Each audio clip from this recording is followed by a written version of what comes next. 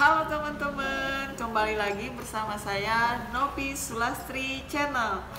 Gimana nih teman-teman kabarnya? Mudah-mudahan sehat selalu ya. Dan jangan lupa untuk ikutin terus protokol kesehatannya. Sebelum lanjut ke videonya, jangan lupa dukung terus channel Novi Sulastri dengan cara klik subscribe, like, comment, and share ya teman-teman. Di video kali ini saya akan berbagi istilah-istilah penting yang ada dalam dunia properti. Mau tahu? Simak terus videonya ya. Oh ya teman-teman, mungkin ada juga teman-teman yang sudah mengetahui beberapa istilah yang penting yang wajib teman-teman ketahui terutama dunia properti. Yang pertama adalah AJB. AJB merupakan akta jual beli sebagai bukti bahwa telah terjadinya transaksi jual beli yang mengakibatkan adanya pengalihan hak atas tanah dan bangunan. Jadi proses jual beli ini sangatlah panjang ya teman-teman. Nah, AJB ini merupakan bukti dari salah satu proses, bukan bukti sebagai kepemilikan ya teman-teman. Untuk sertifikat yang menandakan kepemilikan yaitu 1. SHM yang berarti sertifikat hak milik, yang kedua SHGB yaitu sertifikat hak guna bangunan, yang ketiga SHGU sertifikat hak guna usaha, dan yang keempat yaitu SHSRS yaitu sertifikat hak rumah satuan rusun. Fungsi AJB sangatlah penting ya teman-teman dalam proses jual beli tanah maupun bangunan. Nah, namun kedudukannya masih di bawah SHM.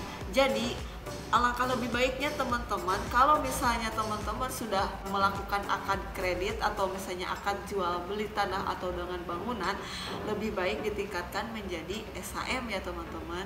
Yang kedua yaitu PBB. PBB merupakan pajak bumi dan bangunan yang dimana biayanya disetorkan atas keberadaan objek bumi dan bangunan. PBB ini dibayarkan setiap 1 tahun sekali.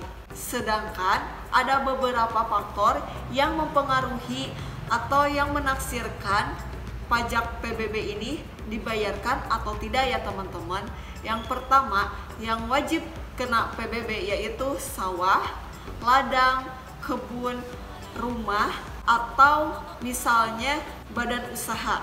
Dan kemudian ada beberapa objek pajak PBB yang tidak terkena biaya oleh PBB itu sendiri. Ada beberapa kelompok ya teman-teman. Yang pertama sarana ibadah.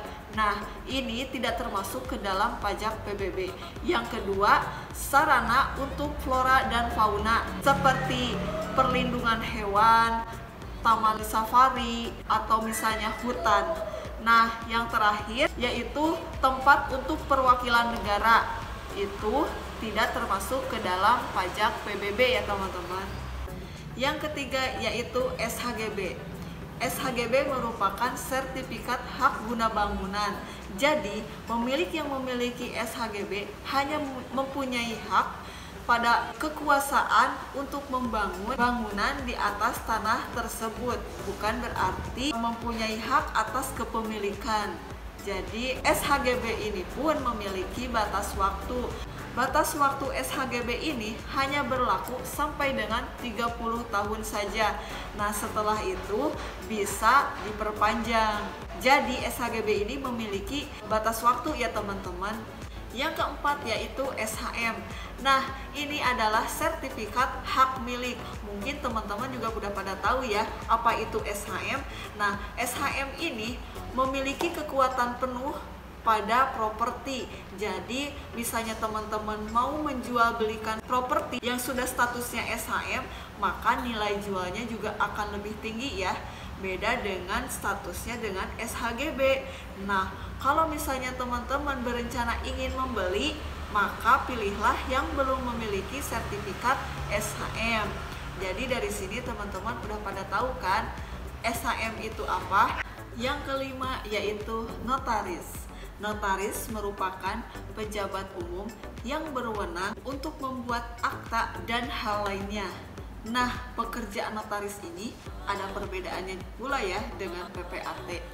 Sedangkan PPAT adalah pejabat umum yang berwenang untuk membuat akta yang berkaitan dengan tanah atau rumah. Yang keenam, akad.